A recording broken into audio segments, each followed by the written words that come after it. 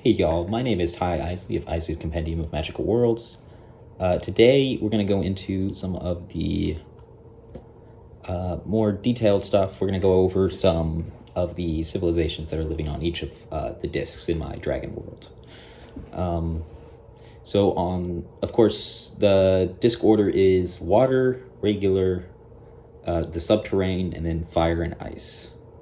I did have some reasons behind this. I chose water as the top. It's going to be a pretty thin layer of water, all things considered, so that light can still shine through from the top to the regular disc. Now, the sun obviously won't be completely above. It'll be kind of at an angle, so the regular disc will still get normal sunlight, but with the water being thin enough for the light to still travel through it, it will still get some from above as well. And it'll cast a cool shadow over it. The regular one is next, so that it can be like a normal overworld almost. Subterranean, because I think that fits good in the middle. It's a good midpoint. It's where a lot of resources are going to be. It's the one disc that is actually hard to get out of to fly into the space. Under that, I chose fire and then ice. I did ice at the bottom because it's going to be the coldest one, and fire where it is because I think there's enough, because I needed a fire plane somewhere, and I think the ice one should be at the bottom. So those two, it's, I might change those in the future, but that's just how I have reasoned it right now. Let's talk about some of the resources that can be found on each of these discs and why people are living on them and how they are thriving on them. So in the water disc will be fresh water. It's not going to be like seawater. It's not going to be an ocean, really. It's just a big lake or something like that. So instead of fish, everything's dragons. There's going to be, small dragons that are acting as fish that people eat, and I suppose you could call them fish, but they're going to be dragons. They're going to go in the dragon compendium. They're going to have draconic features, but they will just act as fish, basically. There might be a small amount of farming and livestock on the on the turtle islands that are on the disc. I forget how many there are. I think it's 5. But the giant turtle dragons that have cities on them, there's going to be a little bit of farming and agriculture and stuff.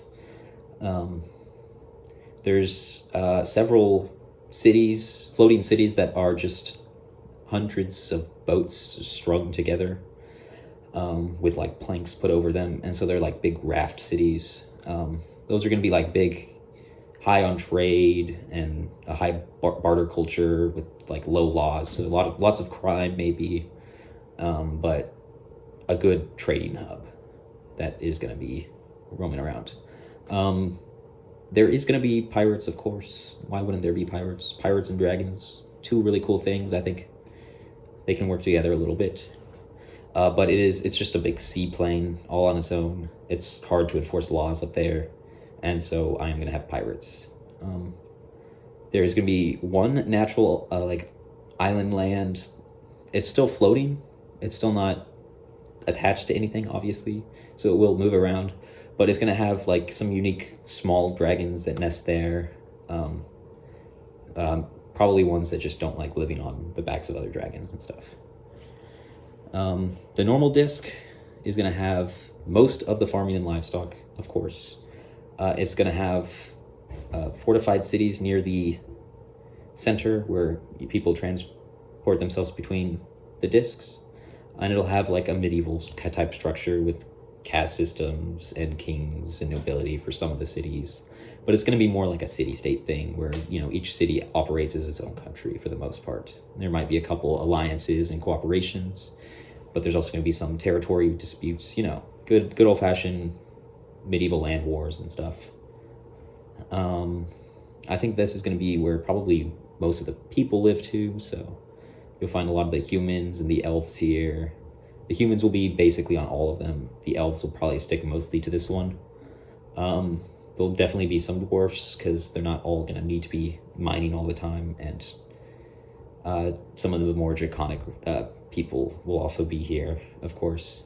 Next is the subterranean disc. This one consists of mostly stone, so that's going to be one of the biggest exports. You need stone for castles. They're mining stone out of the way so that they can find the iron and other useful metals.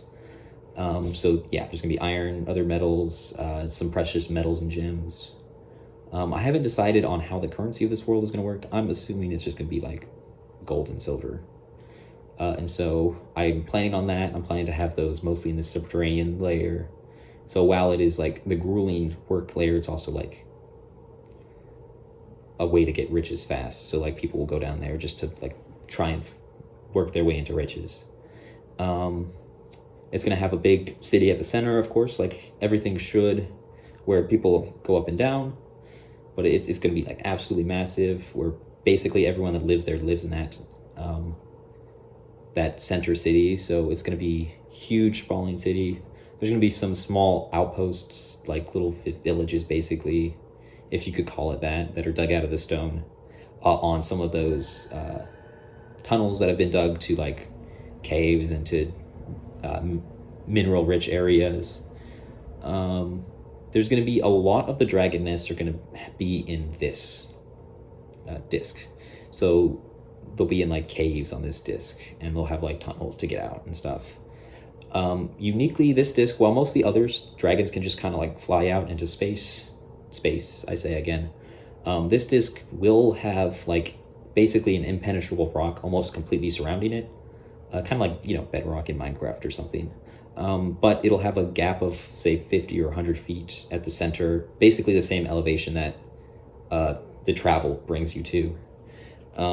And that will be, so that dragons can tunnel out, and so that people, maybe they can mine out and have these big cities overlooking the space. I think it's a cool feature. Yeah, so there'll be a lot of nesting dragons in this level.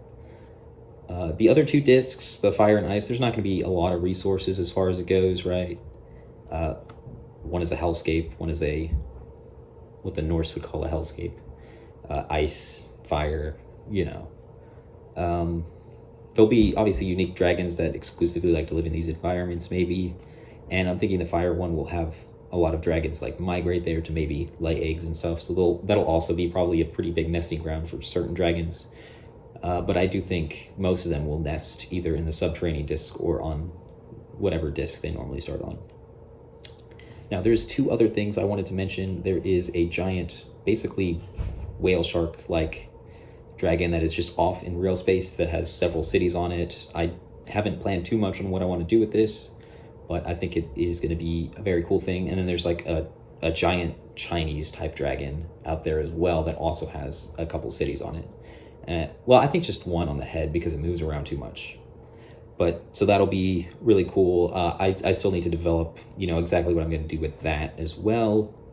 And then I'm going to have some basic, like I said, basic steampunk is going to be some of the technology that they have. And so there is going to be some zeppelins or blimps out in this space. And so that's how people maybe will travel between discs without having to take the direct route that can be controlled by different factions and people and stuff. And that is all I have right now. I hope to see y'all next week. I'm going to try and do weekly uploads on Wednesdays from here on out. And if not Wednesdays, I might move that to Saturdays. But for now, I'm going to do my best to get it out on every Wednesday. Follow, like, subscribe. I plan at some point, once I get, a couple people interested in this, maybe to start doing some live streams so that I can, world build live. I can get some of your ideas. Maybe you can name a character or something, or help develop a city or a culture. But yeah, that is basically what I have for now. I will see you next week.